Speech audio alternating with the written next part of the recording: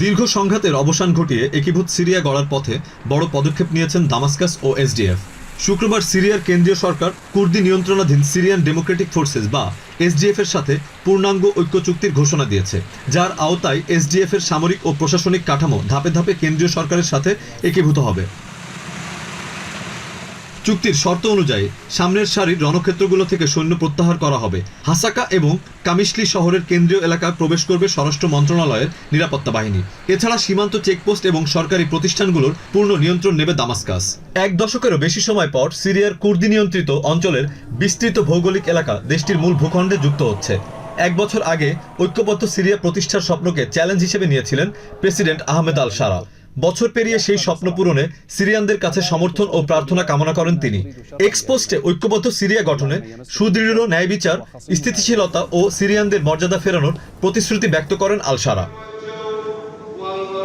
President Ahmed আল শারার স্বাক্ষরিত এই চুক্তিতে কুর্দিদের ভাষাগত ও সাংস্কৃতিক পরিচয়কে জাতীয় পরিচয়ের অবিচ্ছেদ্য অংশ হিসেবে স্বীকৃতি দেওয়া হয়েছে। এছাড়া এসডিএফ এর 3টি ব্রিগেড এবং কোবানি একটি ব্রিগেড নিয়ে তৈরি হবে বিশেষ সামরিক ডিভিশন। এসডিএফ ও দামাস্কাসের এই চুক্তিকে স্বাগত জানিয়েছেন সাধারণ আরব সিরিয়ানরা। তারা মনে করছেন এতে রক্তপাত বন্ধ হবে এবং দেশের সার্বভৌমত্ব পুনঃপ্রতিষ্ঠিত হবে। এটি একটি চমৎকার সিদ্ধান্ত।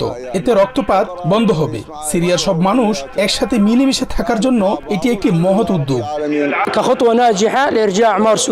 এটি সিরিয়া পুনর্গঠনের একটি সফল পদক্ষেপ। কুর্দি বা অন্য যে কোনো জনগোষ্ঠী সবাই এখন এক পতাকায় সিরিয়ান আরব সেনাবাহিনীর অধীনে কাজ করবে। এতে বর্ণবাদ দূর হবে এবং প্রত্যেকের অধিকার নিশ্চিত হবে। তবে আরব সিরিয়ানরা স্বাগত জানালেও কামিশলিতে কুর্দিদের মনে এখনো সংশয় রয়ে গেছে।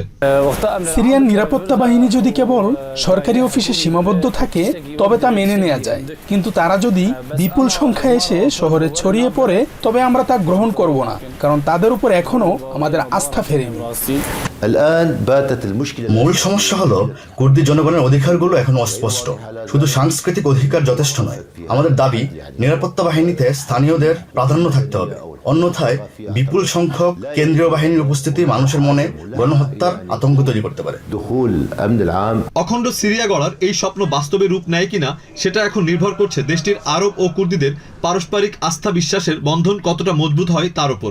তবে এই পদক্ষেপকে ইতিমধ্যে স্বাগত জানিয়েছে আন্তর্জাতিক মহল।